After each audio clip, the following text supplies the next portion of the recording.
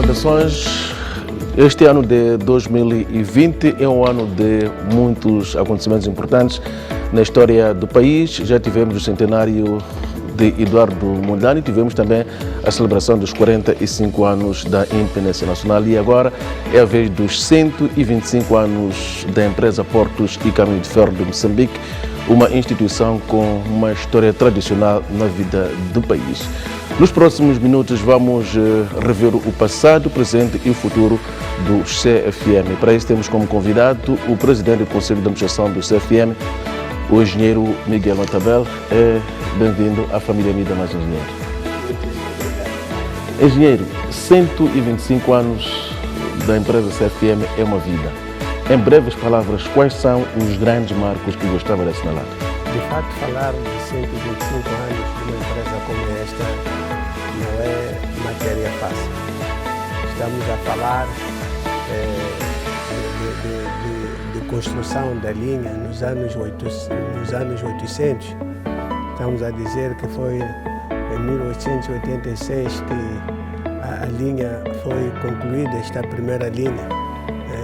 Portanto, que foi iniciada em 1986 e isto só 9 anos depois é que a reabilitação da linha foi concluída. Portanto, foi muito tempo e foi um tempo. Para quem conhece a linha de Ressano Garcia, olhando para as pontes que aqui existem e na altura, o nível de tecnologia, tudo pode mostrar que de fato houve um trabalho muito árduo aqui na construção desta linha. Em 1895 faz-se a inauguração da linha, como dizia, 9 anos de, portanto, envolvidos 9 anos de reabilitação, de trabalho. Começa-se a fazer comboios com locomotivas pequenas, é claro, não é? Hoje, se formos fazer o balanço dessa altura, neste momento, é só olhar o que é esta locomotiva. Antes eram locomotivas movidas a vapor, de água, neste caso, tinha uma caldeira, punha-se a água e produzia-se energia, neste caso potência, e deste modo já se circulava com o comboio. Hoje em dia, quem olhar para este museu aqui pode ver o que era no princípio e o que é agora. Hoje já estamos a fazer comboios já estamos a usar locomotivas de grande potência. Basta dizer locomotivas com uma potência, posso dizer, 500 vezes mais. Portanto, é mesmo um crescimento, uma diferença muito grande neste momento que estamos a utilizar comboios, neste caso, ou locomotivas a diesel. Portanto, locomotivas de 3.300 horsepower, portanto, são locomotivas de grande potência. São locomotivas que aqui no sul nós usamos para o tráfego que puxamos em Comate Porte para Maputo, usamos tais locomotivas, 3 locomotivas dessas para transportar cerca de 4.800 toneladas.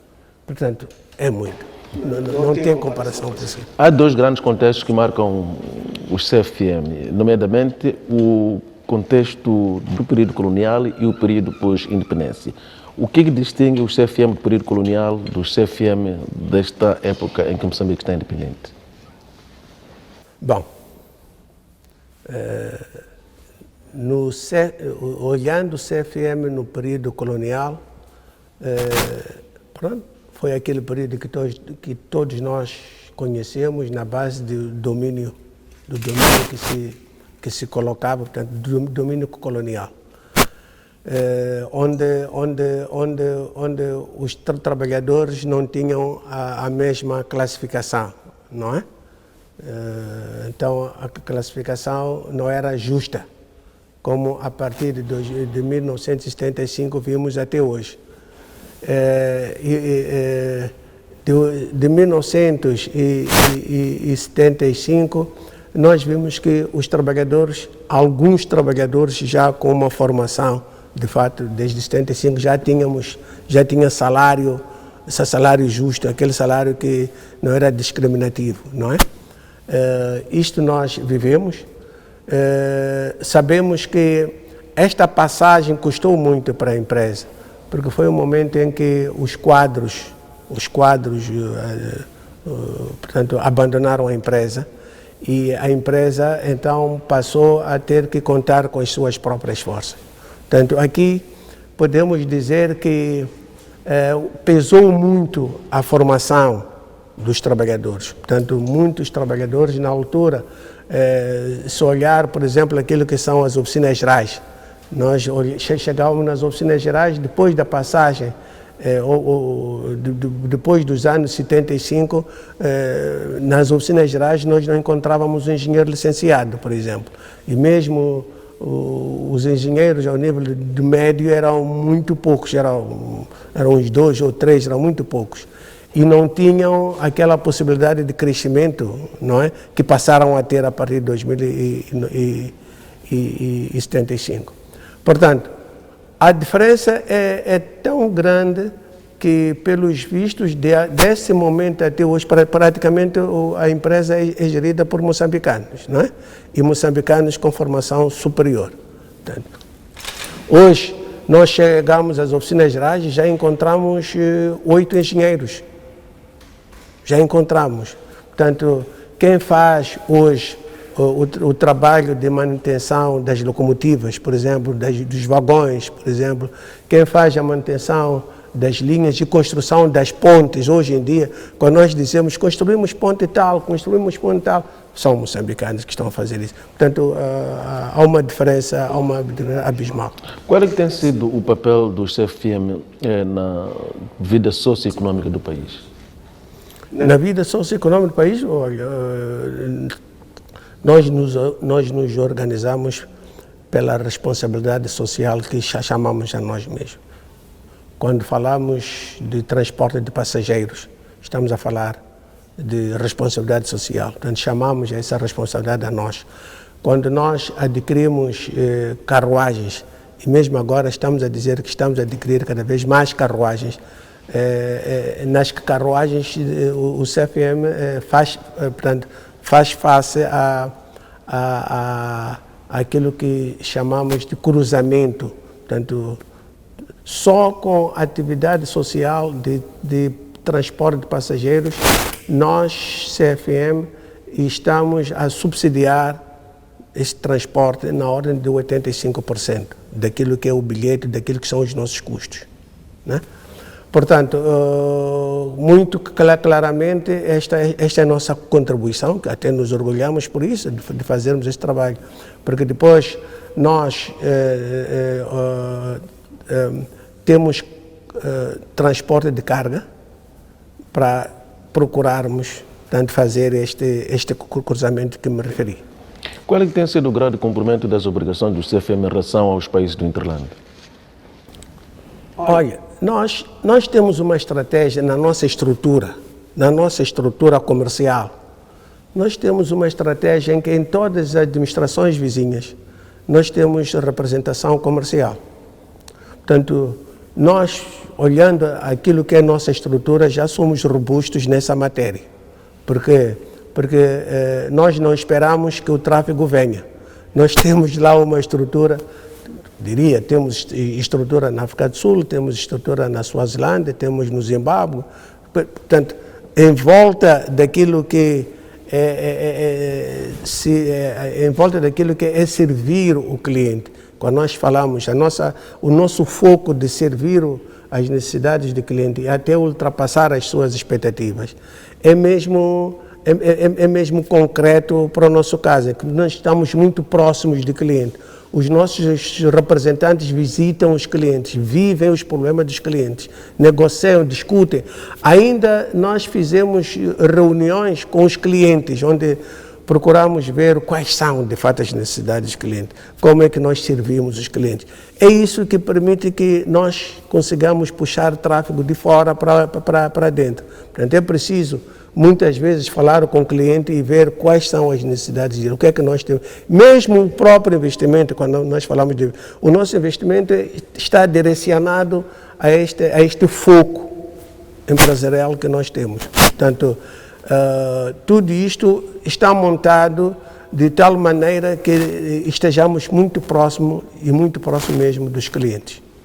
Os CFM já estão totalmente refeitos daquilo que foi o efeito da guerra dos 16 anos, incluindo também das sanções que Moçambique foi obrigado a ter de implementar e decretar as várias Nações Unidas contra a Rodésia do Sul.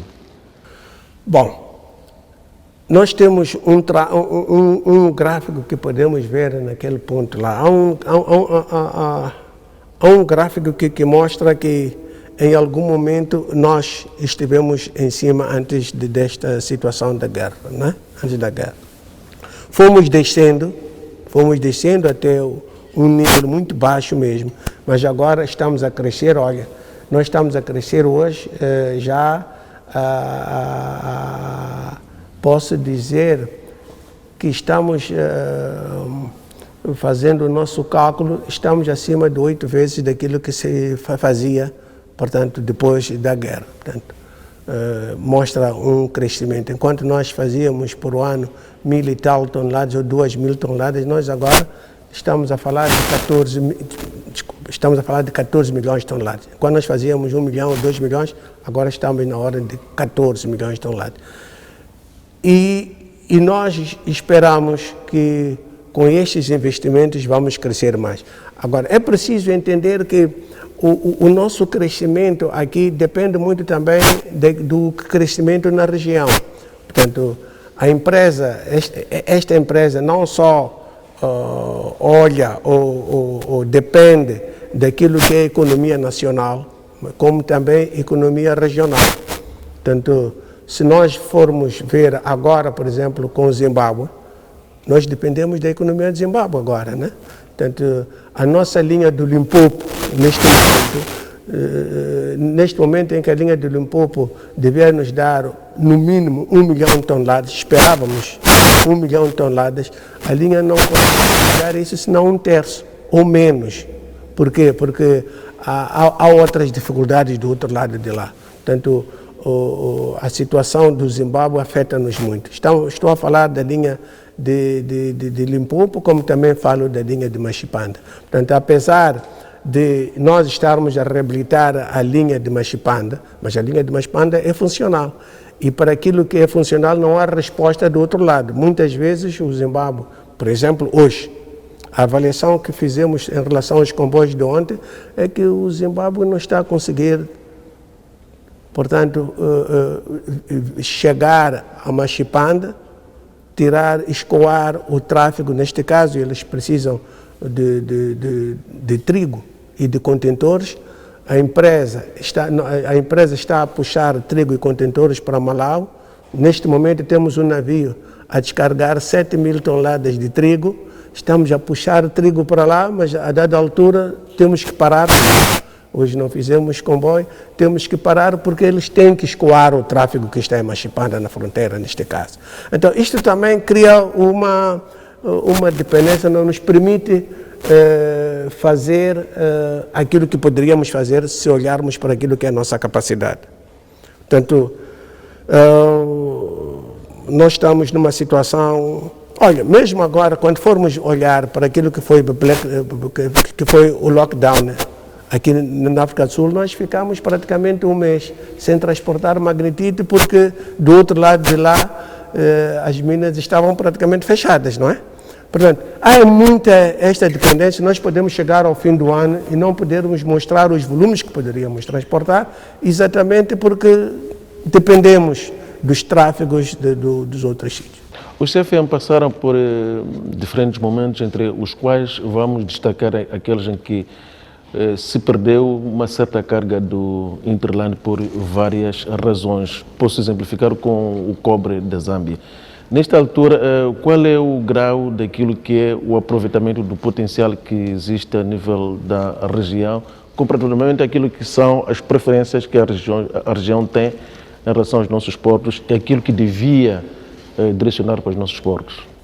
Olha, a competição em termos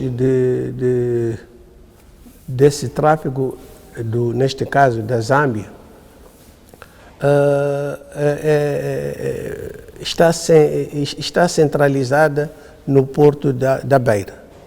Portanto, o tráfego da Zâmbia está mais centrado no porto da Beira. Agora, O que é que está a acontecer? O que está a acontecer é que na região,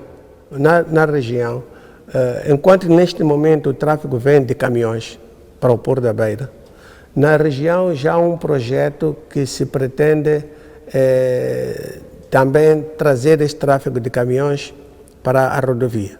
Este projeto vai consistir na construção de uma linha naquela parte do Zimbábue.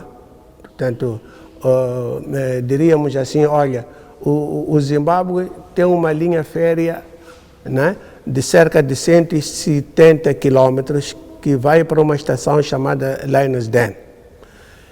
E dessa estação, para chegar à linha do Zimbábue, precisamos de construir mais 305 quilômetros para chegar a essa linha. Kafue é a estação da Zâmbia. Se construirmos esses 305 quilômetros, vamos sair daquilo que hoje não é lucrativo, porque para chegar à Zâmbia tem que se fazer cerca de 1.375 quilômetros de via. Portanto, a sair de Harar tem que se fazer 1.375 quilômetros, porque tem que ir para Vitória Falls e de Vitória Falls para Kafue.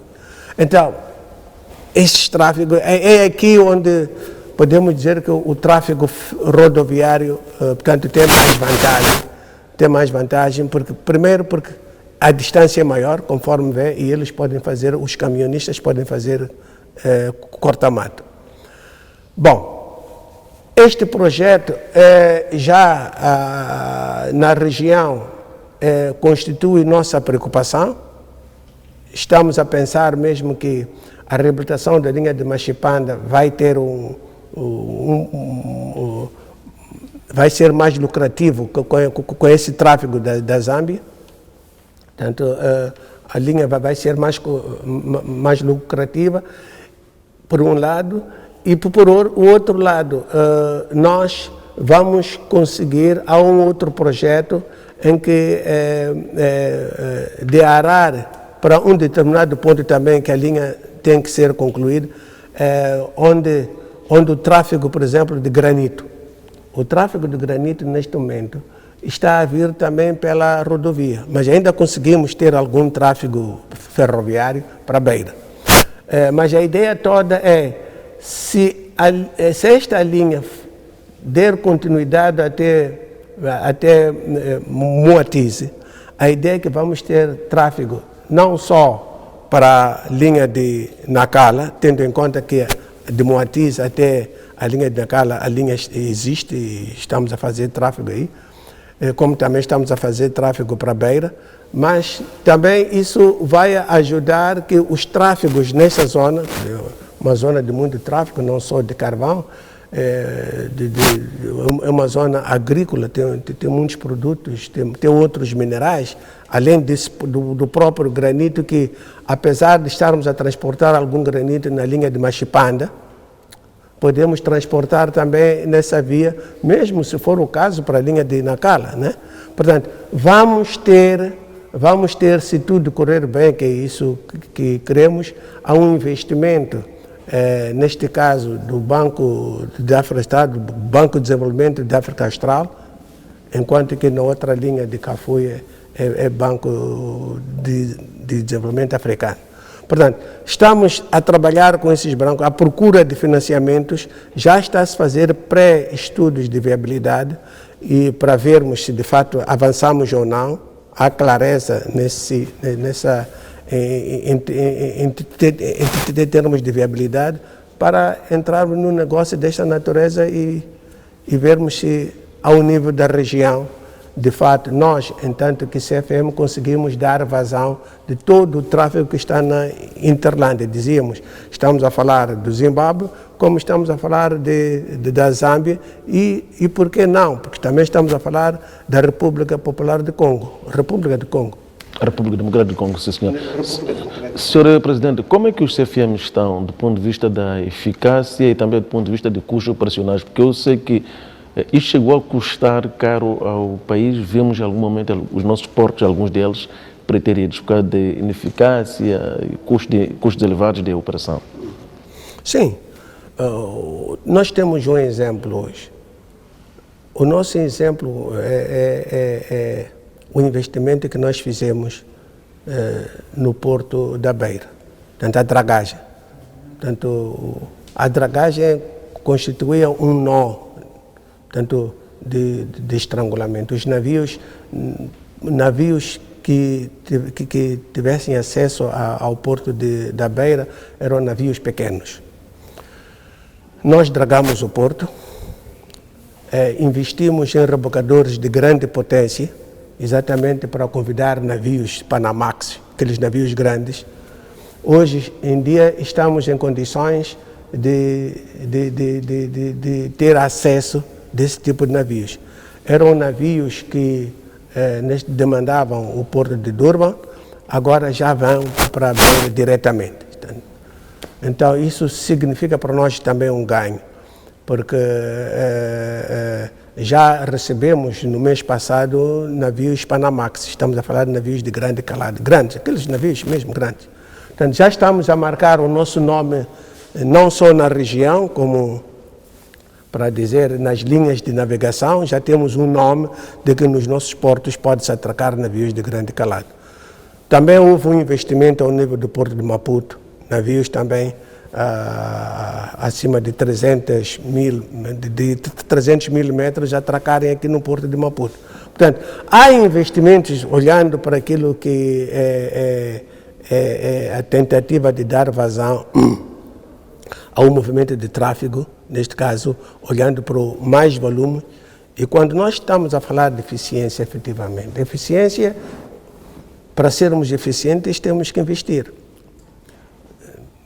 Porque também para sermos eficientes temos que ter qualidade de trabalho, mas só se tem qualidade quando se investe em equipamento moderno também. Portanto, é isto que temos agora. Portanto, os nossos portos, estava a dar exemplo ao Porto da Beira, se formos a falar do Porto de Nacala, que também investimos lá, tanto em equipamento móvel como no cais propriamente dito, e porque adquirimos rebocadores para a Beira, não é? Nós transferimos um dos rebocadores para a Pemba. Portanto, para dizer o quê? Para dizer que navios também, com segurança, podem atracar aquele porto. Portanto, de dar confiança aos comandantes de navio. Portanto, neste momento, o porto de Pemba é já a solução para a província de Cabo Delgado, com o investimento que foi feito.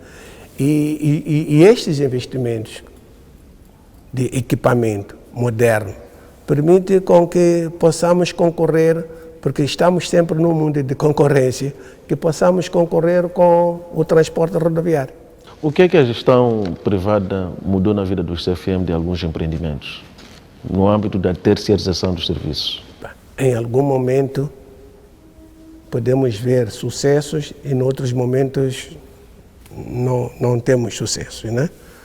Se nós olharmos, por exemplo, para aquilo que é a linha de Nacala, portanto, o investimento que foi posto na linha de Nacala, na base de concessões, implicava transportar cerca de 20 milhões de toneladas de carvão de Moatize. Portanto, como sabem, houve um investimento.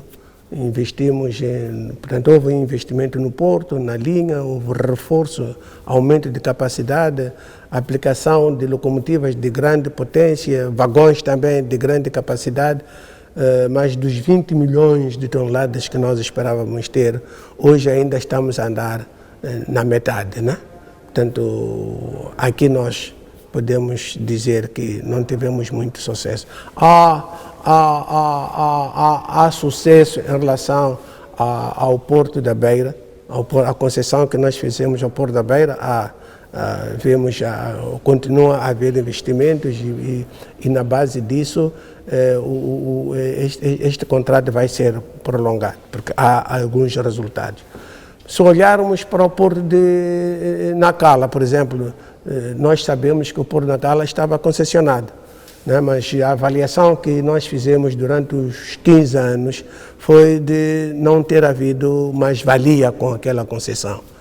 E hoje a empresa CFM retomou, está a gerir o Porto de Nacala a partir de 10 de janeiro deste ano. Portanto, e pelos vistos, por aquilo que estamos a controlar, nós estamos apostados em fazer o melhor do que aquilo que era com a concessão. Senhor Presidente, tem havido um debate indicando que a opção pelo transporte rodoviário acaba sendo prejudicial praticamente para todos. E o setor ferroportuário devia atrair esta carga. Como é que está este processo? Sobretudo quando falamos de carga que vem da África do Sul. Danificam-se estradas e uma série de outras infraestruturas. Tomando em conta, sobretudo, o facto de existir capacidade ferroviária, que entretanto não está a ser usada em pleno. Bom, nós agora encontramos uma estratégia comercial em que em negociações conseguimos que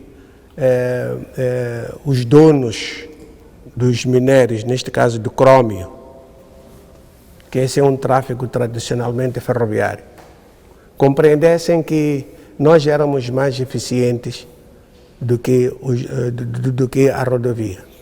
E não só o interesse de fato, procurarmos a todo custo que a pressão que se faz de caminhões na linha, portanto, neste caso na N4, não é, se reduzisse. E então, eu até diríamos que é nossa eficiência, é por aquilo que estamos a fazer agora, que eles aceitaram investir em fazer parceria conosco, de tal forma que esses minérios sejam transportados, tragam os minérios das minas até um porto seco que nós estamos a investir nele, em Ressano Garcia. Significa o quê? Significa que todo o tráfego vai até Ressano Garcia e de Ressano Garcia vai passar para os comboios. Portanto, agora eles oferecem-nos 70 mil toneladas, e nós claramente vamos fazer isso, porque nós dizemos, olha, nós, um comboio nosso de 50 vagões equivale a 83 caminhões. Só um comboio. E nós, com 2 locomotivas, fazemos 2 comboios.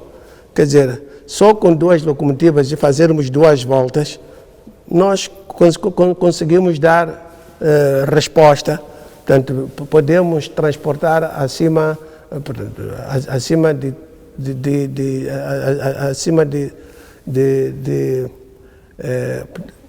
do equivalente a 300 caminhões dia. Portanto, nós pensamos que é pela eficiência que prestamos aos clientes.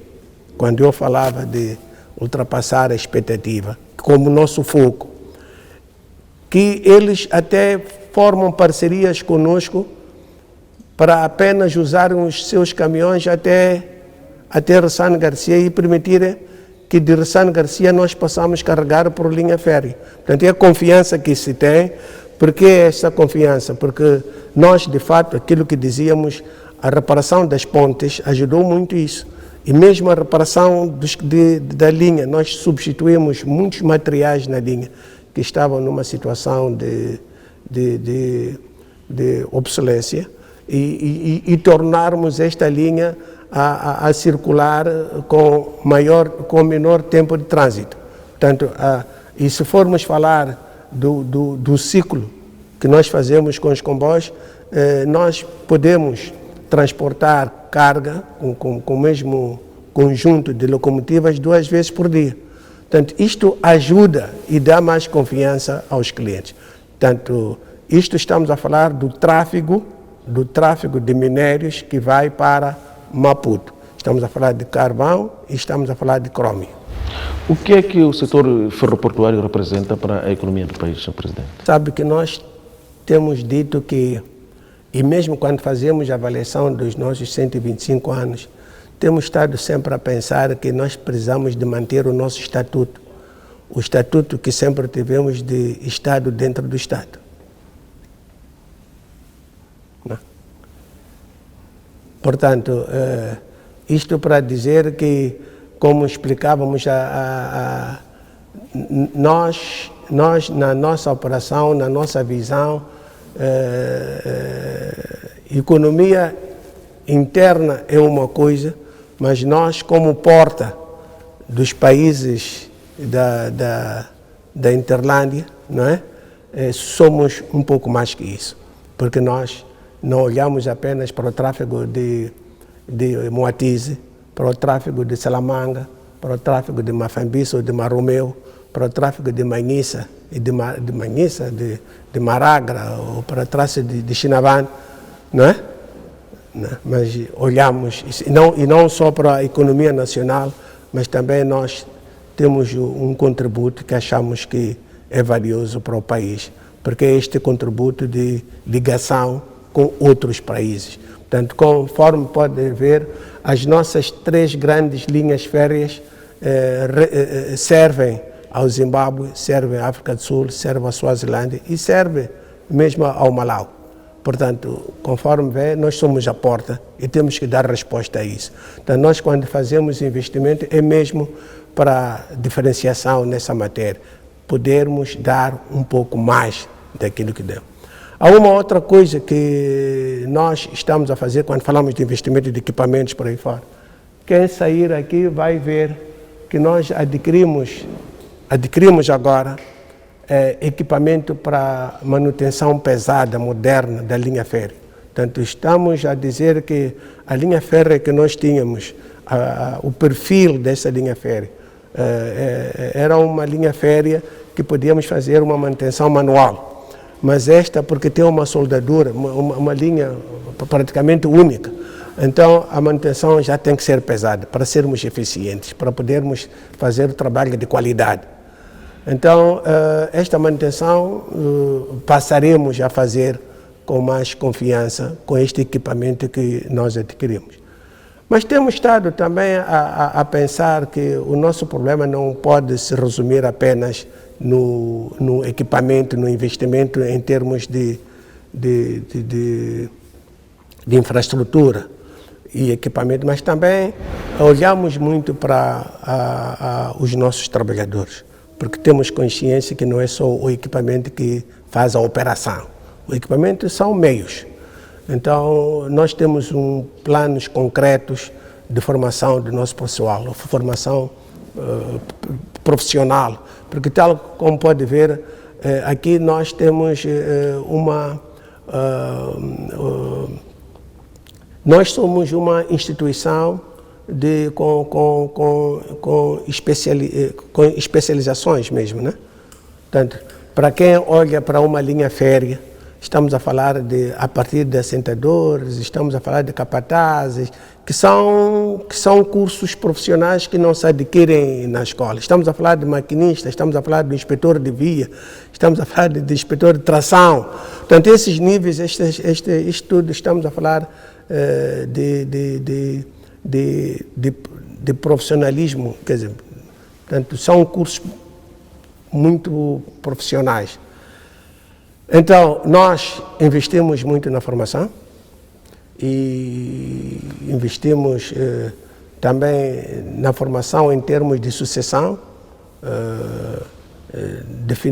investimos mesmo nas carreiras profissionais, quer dizer, ajudar os trabalhadores a crescerem de acordo com a sua entrega, naturalmente, de acordo com a sua entrega, e é por isso que agora estamos, por exemplo, numa fase de avaliação de desempenho dos trabalhadores. Portanto, estamos a puxar, estamos a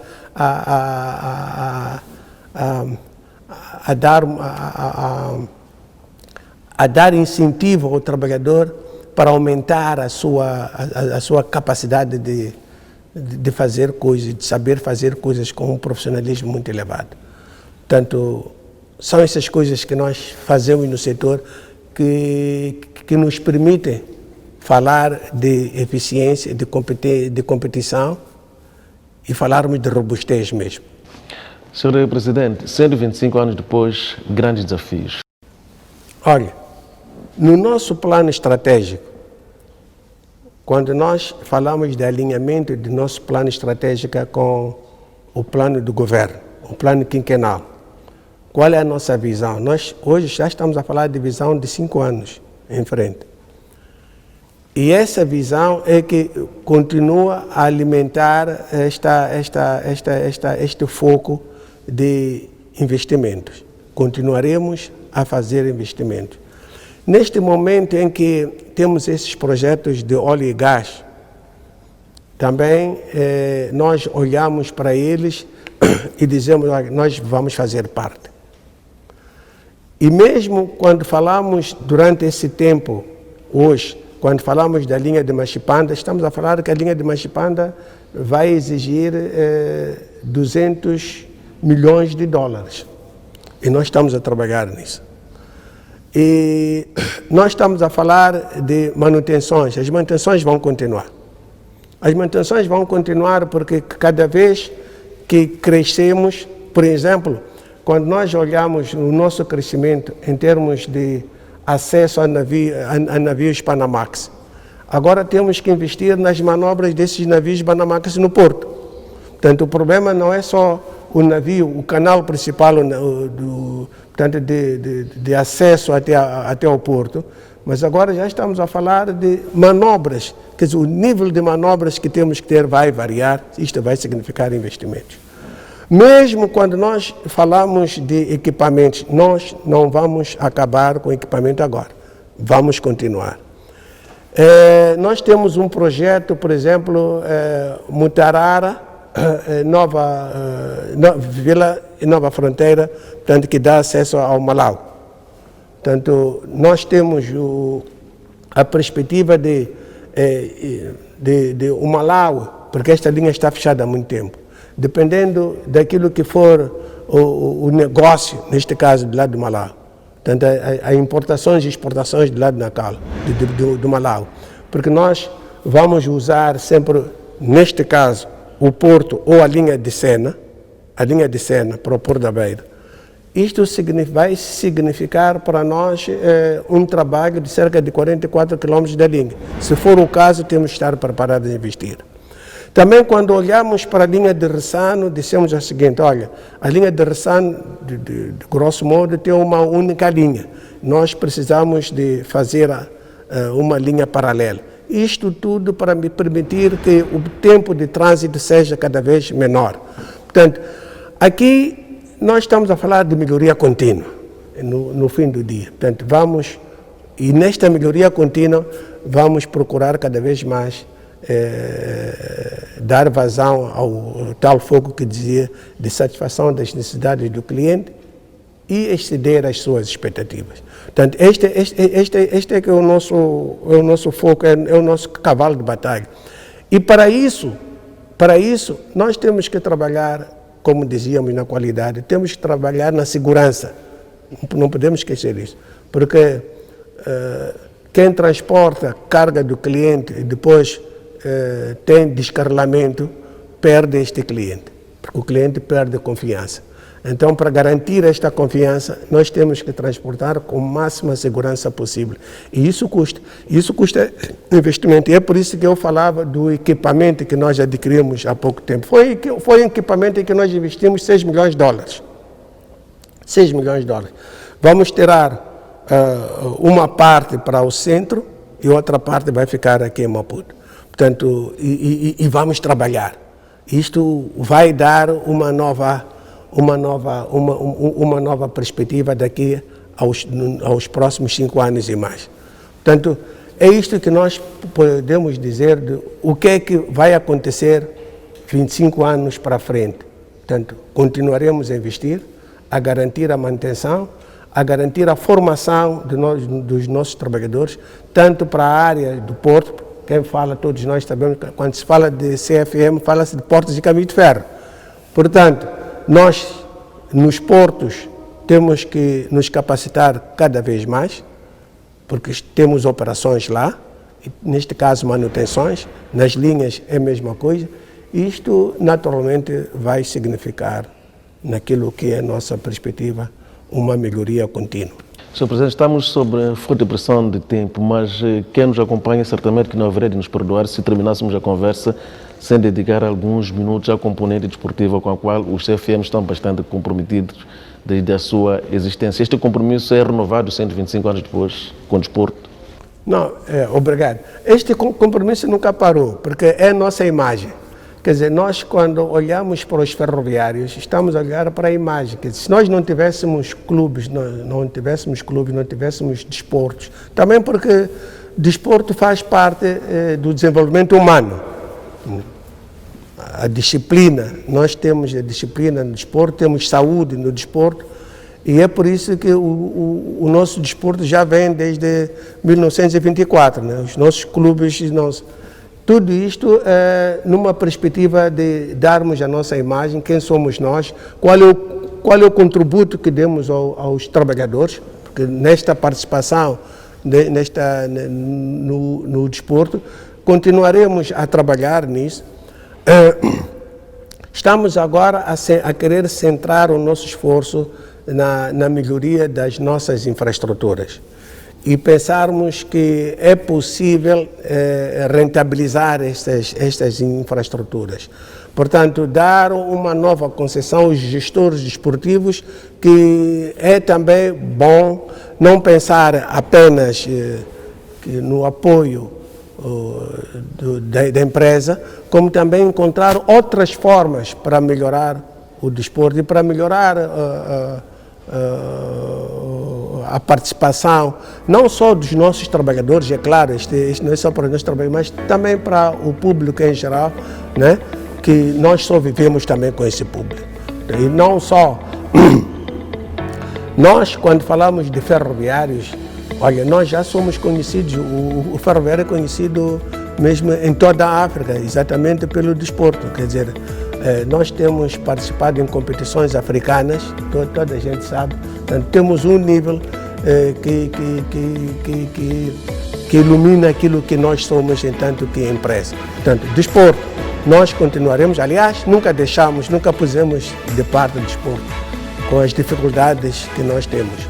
E pensamos que continuaremos a alimentar isso. Engenheiro Miguel Matabele, presidente do Conselho de Administração do CFM, foi nosso convidado. Este espaço foi dedicado aos 125 anos dos Caminhos de Ferro, da empresa Pode Caminho de Ferro de Moçambique, é assim que se chama hoje. E dissemos no início que 2020 acaba sendo um ano bastante especial. Começamos por celebrar, entre outros acontecimentos, o centenário de Eduardo Mondlane e logo a seguir tivemos os 45 anos da independência nacional e agora é a vez do CFM celebrarem os 125 anos da sua existência. Continue ligado a nós, pois nós somos a sua melhor companhia.